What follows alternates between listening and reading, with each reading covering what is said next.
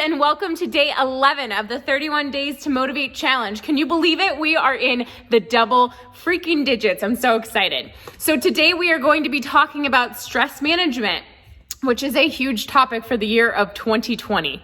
Yeah, it's been a doozy, so we need to work on our stress management, that's for sure. If you have no idea what I'm talking about, make sure you go back to video 1 of the 31 Days to Motivate Challenge and fill yourself in because we've got a lot of cool stuff going on.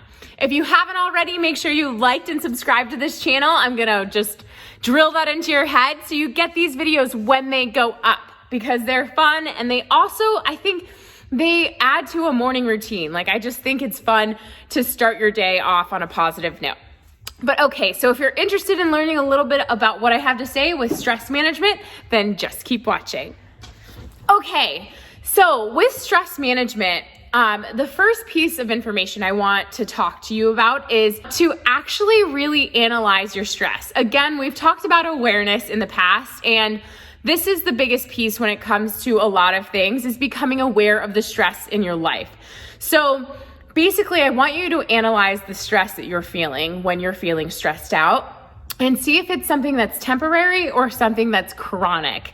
Something that's temporary would be, say you're going through a divorce or a temporary change in your job position, or you've moved. Those are very stressful things and they are temporary. They may not feel like it at the time, but you're going to move past these things.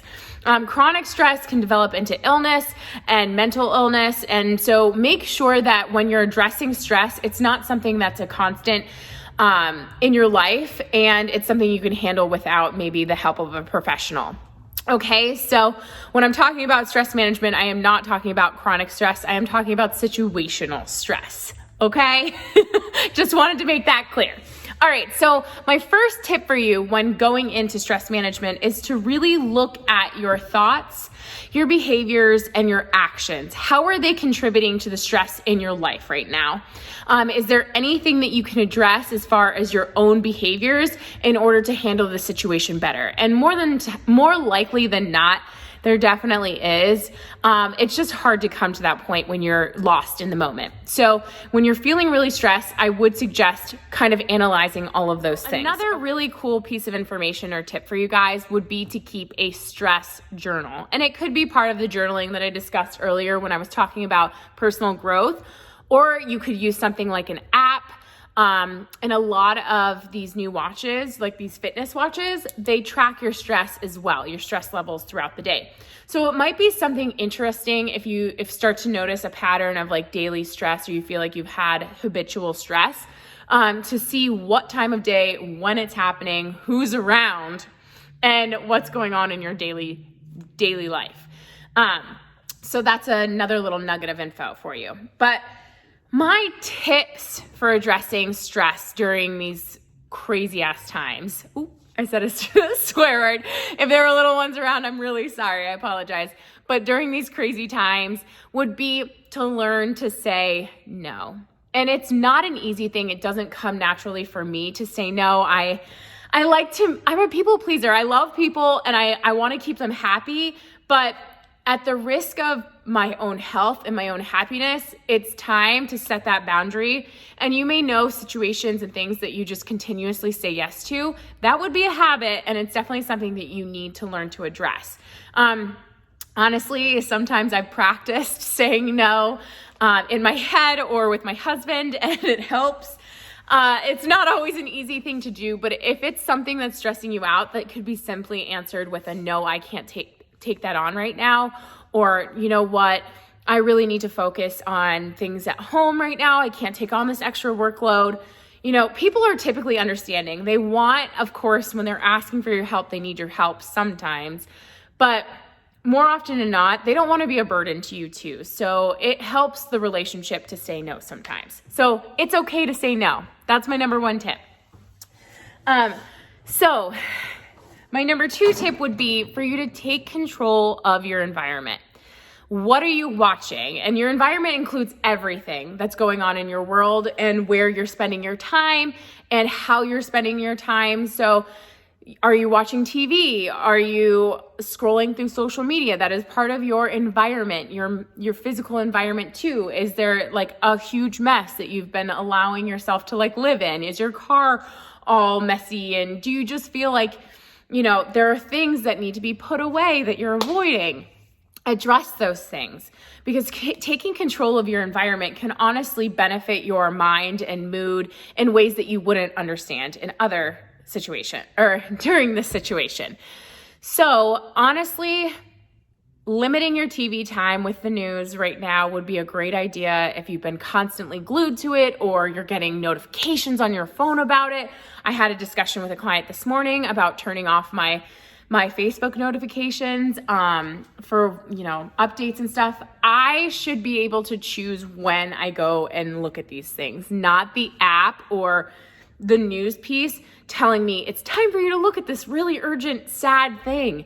So controlling the amount of time you're watching the news, the amount of time that you're listening to certain podcasts, like crime documentary. A lot of my friends find it actually relaxing to listen to these crime things, but I don't know if they realize how much it might be affecting their daily behaviors and stress levels, because your body does respond to those things and create more cortisol levels, causing your body to feel like it's in fight or flight mode. So your social media scrolling can get out of control. I heard Emily over here earlier having a conversation with how she got rid of TikTok because it was just something that she was paying too much attention to. And that causes stress, it takes away from other things in your life. So definitely address your environmental factors first and clean out your freaking car. Okay, someone in there needs to hear it. I just know it. That someone might be me, but you know what I'm saying. So my fourth tip here would be to take things off your plate. And this often goes with learning to say no too. If you're noticing that your schedule is just crazy and you're saying yes to every activity and you've taken on more roles than you can fill at this point in your mental capacity. And this isn't a weakness, by the way, to feel stress. It's just everybody feels it, and sometimes it can be overwhelming. Take things off your plate. Ask someone to substitute for you. Figure out your commitments, of course, but also just people will understand. We will work around you when you have to say these no things. So it's up to you, but honestly, relieving some of the things you have to do is going to make you feel better and benefit the rest of your life, because you only get one of those, friends. Only one. Okay, so I bet you already guessed this one, but my fifth and final tip for you is to move your wonderful body. Get up and move. There's a book that I've read a couple of times called Spark. The name of the author slips my mind, but I will attach it in the description below. It is about the physical benefits of exercise, and the biggest piece of this is stress relief. By causing an environmental stress that you've created yourself, it actually allows your bodies to release endorphins, which benefits your mind and alleviates some of those stress-like hormones. So as long as it's a balanced exercise and you're not going into a state of fight or flight by excessively exercising, managing your stress in this way is a healthy thing to do.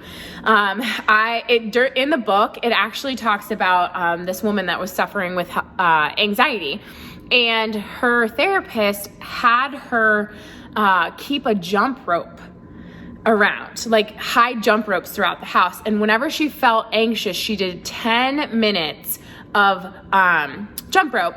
And the 10 minutes of focused exercise, I can't remember the term, but the focused 10 minutes of exercise helped to raise her endorphins enough to help her mind ease.